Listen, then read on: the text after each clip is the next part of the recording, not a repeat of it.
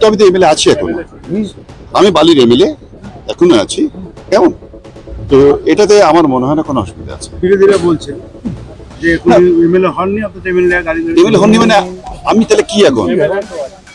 বিরোধী জিজ্ঞেস করুন, এই প্রশ্নের জবাব তারাই দেবেন।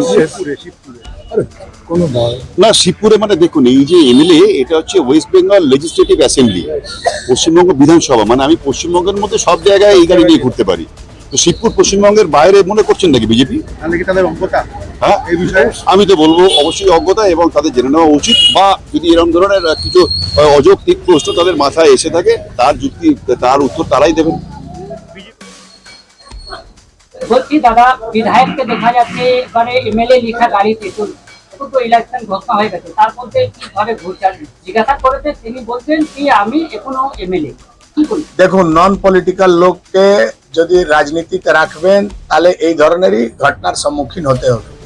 উনি একজন ভালো ডাক্তারবাবু রানা চ্যাটার্জি, উনি 5 বছর এত ভালো কাজ বালিতে করলেন যে বালির মানুষের তাড়া খেয়ে ওনাকে শিবপুর যেতে হয়েছে। বিষয় বুঝতে হবে উনি কত বিধানসভা বোঝেন, উনি কত মানুষের কাজ বোঝেন, সেটা প্রমাণিত হয়ে গেছে।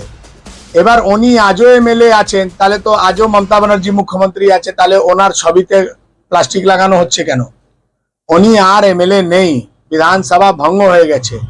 কেউ কোনো যারা মন্ত্রী, যারা এমআইসি, তারা কেউ আর কোনো পদে নেই রাজ্য সরকারে। রানা চ্যাটার্জির জ্ঞান একটু কম আছে, যে কোনো ভাবে একবার এমএলএ হয়ে গেছেন, উনি হতে পারে হারার পরও বলবেন যে আমি এমএলএ।